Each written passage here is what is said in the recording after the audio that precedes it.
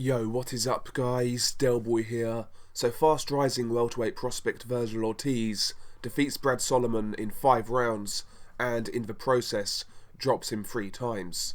This was a dominant performance from Vergil Ortiz and it left me rather impressed. I've got to say, as we know, Golden Boy, they've got 2 highly touted prospects right now, Ryan Garcia and Vergil Ortiz. I've got to say, I think Vergil Ortiz is the truth. I think he's the one Golden Boy should really be banking on right now because he looks for goods. He really does, you know. He's a boxer puncher, he's tall and rangy, seems to carry power in both hands, looks like a tough kid. You know, he can go a long way, so I've been impressed with what I've seen from Vergil Ortiz so far. And he's had a good 2019, he's been stepped up correctly, fighting the likes of Mauricio Herrera, very experienced. He fought Antonio Orozco, a guy who has and who's very aggressive, and now he just fought Brad Solomon, a guy who can be very awkward and very tricky. So I think in 2019, Vergil Ortiz has been matched quite well. But anyway, in regards to the Brad Solomon fights, you know, this was a fight really dominated by Virgil Ortiz Jr.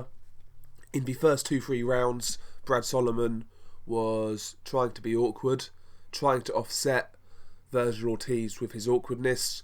Wasn't really working. He was losing the rounds. He was still getting caught by big power shots, and he wasn't really ambitious enough in regards to throwing his own offense. And yeah, Vergil Ortiz was picking up the early rounds. Round 4 was where the trouble started for Brad Solomon. Towards the end of the round, Vergil Ortiz drops Brad Solomon, and this first knockdown was kind of messy. Looked like it was a result of tangled knees kind of thing and a balance issue. It wasn't really a super clean knockdown and Brad Solomon didn't really look that hurt. But anyway, Brad Solomon made it through round 4 and he was out to fight in round 5. But in round 5, Vergil Ortiz really upped the ante. He upped his aggression and this is where he took Brad Solomon out. He kind of manoeuvred Brad Solomon to the corner and he threw a series of right hands which connected, and Brad Solomon hit the deck for the second time.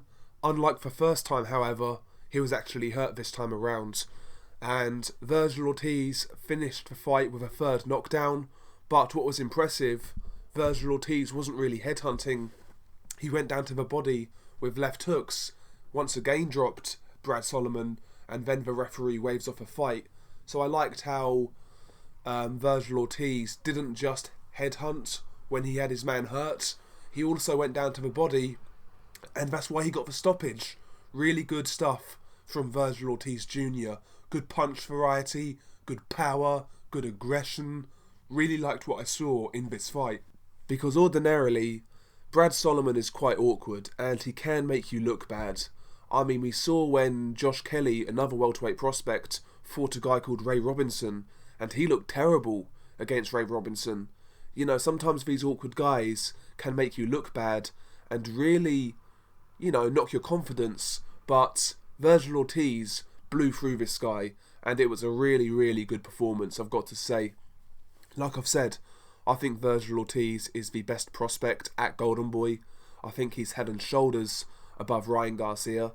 And right now, would you say he's the best prospect in the welterweight division? I think so. You know, really good prospect. I like his style. I really like aggressive boxer punchers, and that's what Vergil Ortiz is, and he's got a bright future. Like I've said, I've liked the way he's been matched in 2019.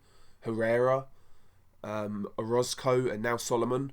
All good fights at this level, at this stage of his career. In 2020, early 2020, maybe somebody like Josecito Lopez would be a good step up. You know, these are the type of fights I'm looking for Ortiz's next fight. Anyway, share your thoughts below. What did you make of Vergil Ortiz's performance? I was impressed. Are you as impressed as I am? Or do you think he's got some work to do? Don't get it twisted.